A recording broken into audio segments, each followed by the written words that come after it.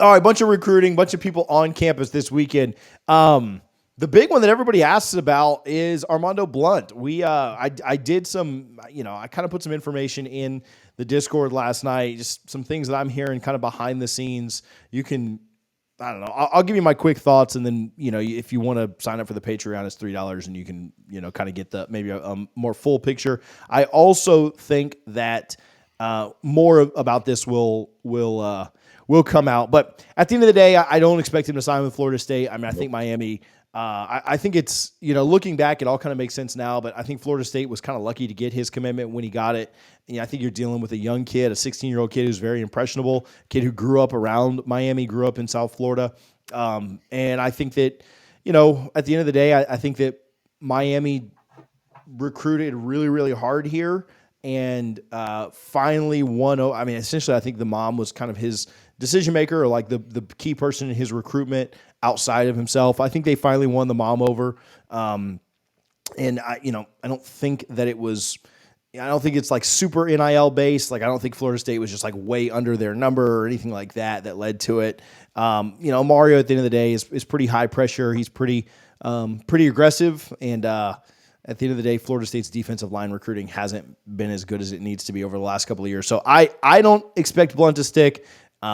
If you're committed to a school and you go to another school, he had plans to be here this weekend. If you go to another school instead of the school that you're committed to, I think the writing is on the wall there. So I don't expect him to stick. Richie, I don't know if you want to comment on each or any of these, but I can keep rolling. Step in anytime. Blunt will not be in this class. That's it. Done. Richie's got the inside info. If you need more, shoot him a DM on Twitter. No, do not. I'll let you know. But I'd be pretty surprised at this point. Crazy things have happened in recruiting, but that would be one that probably tops all of them if that was to go down. Yeah. Questions on KJ Balton. People are reading a lot into, the way that he answered questions or the things that he tweets or this, that, and the other. I expect KJ Balton to be in this class. And yeah, I say this every week, but if this gets clipped on Wednesday because he shocks the world and goes somewhere else, then it gets clipped on Wednesday. Like, I'm really not that worried about it. But based on everything I've been told, based on the way that he answered questions, the way that he literally said, yeah, like I'm doing this. I don't know. Maybe I'm an idiot for taking kids at their word, but I think if he'd showed up in Auburn today, if he wouldn't have been in Tallahassee this weekend, I'd have a lot more concern. I see him and Charles Lester like literally trying to recruit LJ McCray like on the timeline right now while we're talking. I expect KJ Balton to be in this class. I expect him to sign with the Noles, and I expect him over the next couple of days to recruit for the Noles. And again, if I have egg on my face on Wednesday, then that's what happens. But I don't think I'm alone in thinking that. I don't think I'm stepping out on any kind of a huge limb. If more information comes out, Monday, Tuesday night before the decision, we'll certainly do a video on Florida State's top recruit to this point. And if we have any kind of concerns or fears on that, then I'll make another video about it. But as of Sunday, I feel really good about where they're at for KJ. Richie? Yeah, as of Sunday night, 6:27 p.m., I feel good about KJ. I know people are, picking at his words, saying possible future teammates. Man, go watch the interview. He's locked in at Florida State. It almost seems like he's annoyed at the questions of being, people even asking about what's going on there. But yeah, Auburn is going to offer a lot of money. Auburn has a lot of NIL funds and boosters, and they're going to throw everything they can because they need to make a splash. Florida State's not in that position, and that's why I'm not worried about the Blunt situation. Miami's desperate. They need some splashes right now. Florida State doesn't. KJ Balton, I think it's all about business. He's going to take what he's worth, and he's going to get it at Florida State. But he's coming here to a team that's won 19 games in a row, and I don't count this bowl game, so shoot, let's make it 20 in a row to start next season in Ireland. Yeah, the games this year didn't count, so why would the bowl game?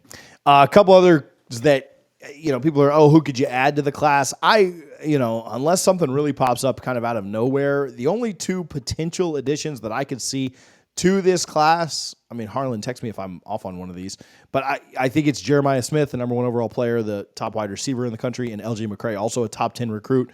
Jeremiah Smith committed to Ohio State right now. LJ McCray committed to Florida. I'm not saying that Florida State lands both those guys or either of them. Those are the only two that I could see being added to this class this late in the cycle. I don't think they're super far on anybody else. There is a kid that just reclassified, Amari Williams, that Yeah. may get added to the class. I think it'll just be after signing day. Now, he could commit over the next couple of days, but I don't think he'll sign until later in the year, unless something's changed based on what I've been told. So, he's a kid that may be added as well. But as far as like 24 recruits who have been 24 recruits for a while, I think it's LJ McCray, maybe from Florida. I'm not predicting that just yet. And I think they're in a good spot for Jeremiah Smith. I've been told there's some confidence there, but there's some Ohio State confidence there as well. So those are the only two that I could see flipping. If you do lose Blunt, you probably fall back to about the 5th ranked class on 247, which is funny, interesting. Like, all the calculations are interesting. A kid is likely not going to play in 2024 just due to his age and needing to be developed and stuff. So he's kind of boosting up your class right now, but he's still, for all intent and purposes, a 25 recruit because he's not going to play until 2025 anyway. If you were to get Jeremiah Smith or LJ McCray, you'd jump back up to probably 2nd or 3rd. If you got Jeremiah Smith, you might jump up to 2nd just because you obviously take some points away from Ohio State. So what percentage do you put on that, TJ? On McCray? I'll go first on McCray. I think that's like 5%. I don't see that happening. Jeremiah Smith, I'm going like 48%. I could see that happening. Where are you at on those two? Yeah, I'm a little higher on both, but not like a ton on LJ. Like LJ, I'd say, I don't know. I'd say there's like a, maybe I'd split it. Maybe I'd say there's like a 40% chance for him to stay with Florida, and then I'll say 30-30 with Auburn and Florida State. It's just kind of the way. Okay. Like I think there's a better chance that he flips than sticks. I'm just not confident that he flips to FSU. But I think, again, I think that in that weird, like, I think there's a better chance that he flips than sticks, but I still think Florida's the team that's most likely to retain like him. I just said, Auburn is throwing money around right now. And you look at Florida, like they're a sinking ship that guys are trying to jump off of. I will tell you, my Florida folks think that there's some confidence that he does stick. So I don't know. I think that Florida's got the best chance to keep him because he's committed there, but him flipping to Auburn or Florida State wouldn't surprise me. Yeah, I'll go higher on Smith. I think there's a better chance. I think Florida State, I mean, they always say follow the visits, right? And this kid hasn't been to Columbus since October. Six visits to Florida State. Yeah. And has been to Florida State several times since then. He was at Florida State last weekend.